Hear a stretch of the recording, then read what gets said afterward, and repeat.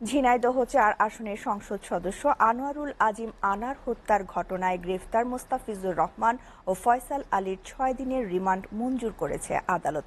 দুপুরে Dhaka metropolitan magistrate Mohammad আতাউল্লাহর আদালত রিমান্ডের এই আদেশ দেন।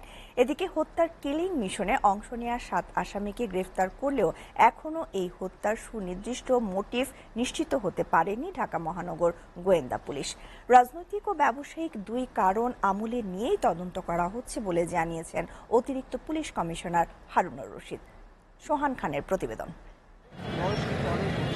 ভারতের কলকাতায় এমপি আনোয়ারুল আজিম নিহতের পর আসামি ধরতে অভিযানে নামে দুদেশের আইনশৃঙ্খলা বাহিনী।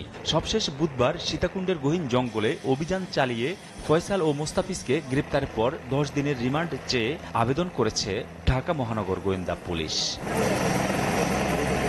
অতিরিক্ত পুলিশ কমিশনার জানান, কলকাতায় বন্ধু গোপালের বাসা থেকে বের হওয়ার পর আনারকে রিসিভ করে শিমুল ভুঁইয়া আর সঞ্জীবা গার্ডেনের ফ্ল্যাটে নিয়ে যায় ফয়সাল। আনার বুঝে যাওয়ার পর সঙ্গে থাকা ক্লোফর্ম দিয়ে তাকে অচেতন করে ফয়সাল। হত্যার পর ১৯ মে দেশে পালিয়ে আসে তারা। পেশায় ফয়সাল ও মোস্তাফিজ ট্রাক চালক।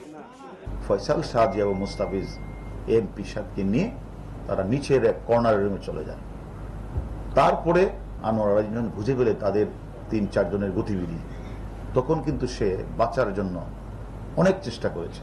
কিন্তু যখন উনি দৌড়ে বেরোতে চাচ্ছিল, তখনই যে কালকে যে গ্রেপ্তারকৃত ফয়সাল সাজি, তার হাতে ছিল ক্লোফর্ম, সেটা দিয়ে তার মুখে নাকের মধ্যে সে জাপটে মেরে ধরে ফেলেন।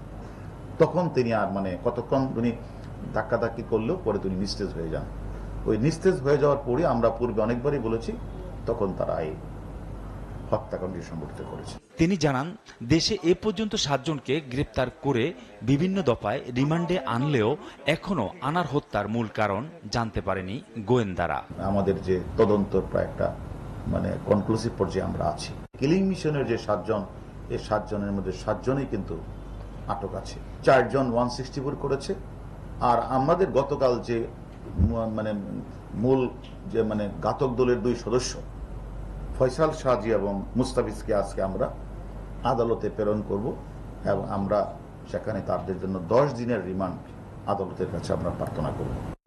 আনার হত্যার মাস্টারমাইন্ড আখতারুজ্জামান শাহীন এখনো পলাতক। তাকে ধরতে ইন্টারপোলের সহযোগিতা চেয়েছে বাংলাদেশ বলেও জানান মোহাম্মদ হারুনুর রশিদ। পুলিশ হেডকোয়ার্টারের এনসিবির মাধ্যমে আমরা ইন্টারপোলের কাছে চিঠি লিখেছি।